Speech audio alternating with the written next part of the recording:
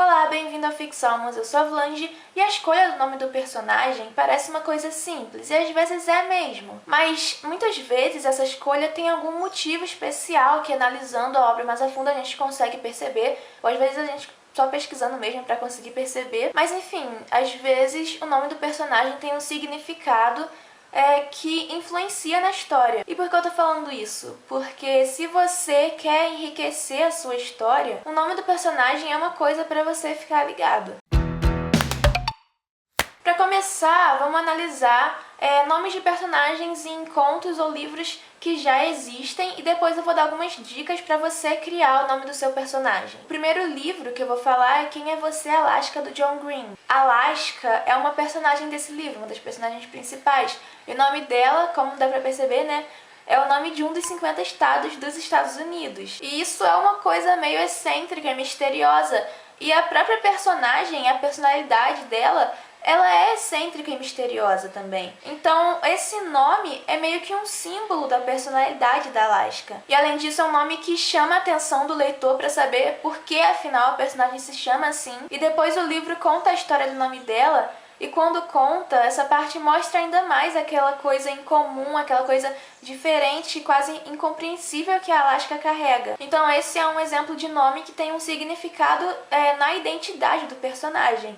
E outro exemplo é o Neville Longbottom, de Harry Potter. Porque Longbottom, numa tradução livre, seria bunda grande. Então o Neville é um personagem que ele já é atrapalhado, ele já sofre lá os bullying dele, e ele ainda tem esse nome que é pra zoar tudo de uma vez. Inclusive no próprio livro, eu não lembro qual é o personagem, mas tem um personagem que zoa o Neville por causa do sobrenome dele.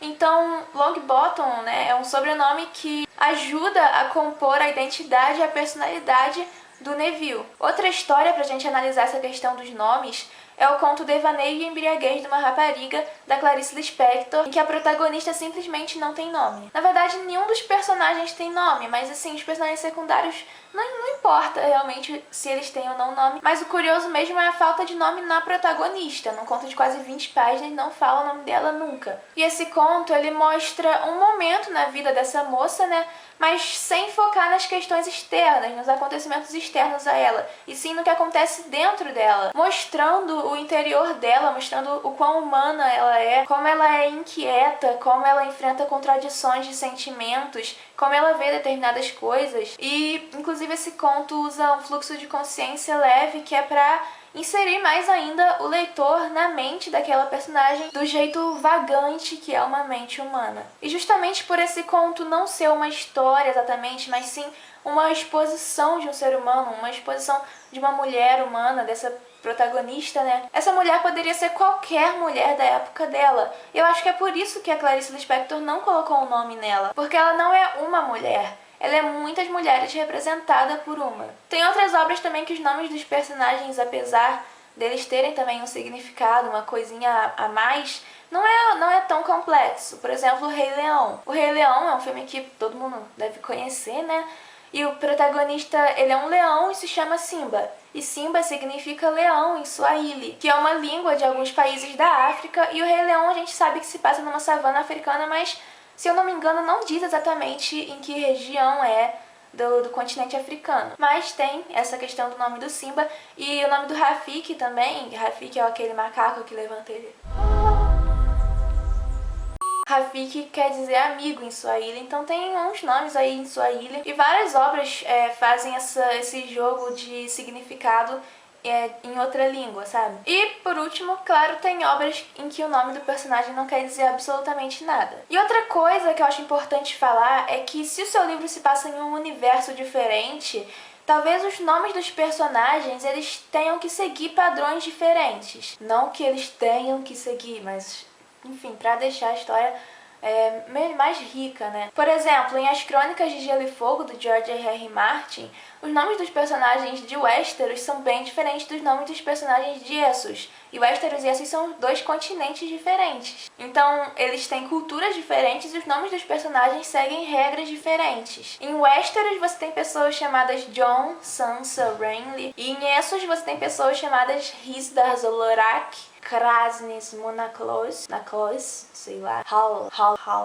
Então existem letras diferentes, combinações diferentes de letras, que é o que acontece na vida real. De um país para o outro a gente vê essa mudança. Se você tem culturas diferentes, línguas diferentes, logo você tem nomes diferentes. E agora vamos para a parte boa, que é você escolhendo o nome dos personagens do seu livro. Você pode fazer nomes que tenham um significado especial, como esses exemplos que eu dei, ou você pode simplesmente escolher nomes comuns, nomes que existem, nomes sem significado. E aí nesse caso, se você não estiver procurando um nome com significado, tem sites que tem vários nomes masculinos e femininos, tem vários sites assim, dicionários de nomes próprios, e principalmente se você estiver escrevendo um livro de fantasia que precisa de personagens com nomes estranhos, você joga no Google, você vai achar vários geradores de nomes aleatórios. Oi!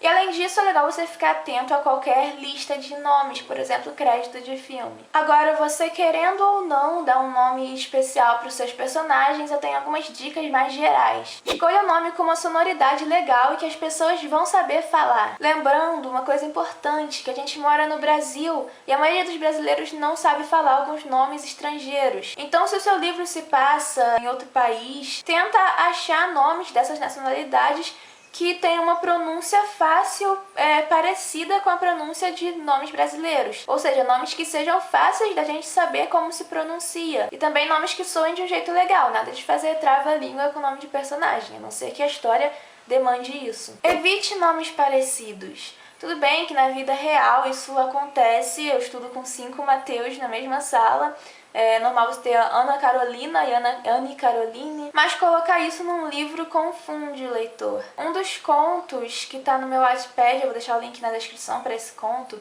que é o conto dos 2 irmãos lá, O Silêncio do Irmão Maior. Esse conto, originalmente, os irmãos se chamavam Martin e Michael. E aí eu mandei ele pra leitura crítica, e aí o cara falou, olha só, o nome dos seus personagens é igual, eu não sei quem é quem. E realmente, depois eu fui ver, Martin e Michael é tipo quase a mesma coisa, é muito parecido.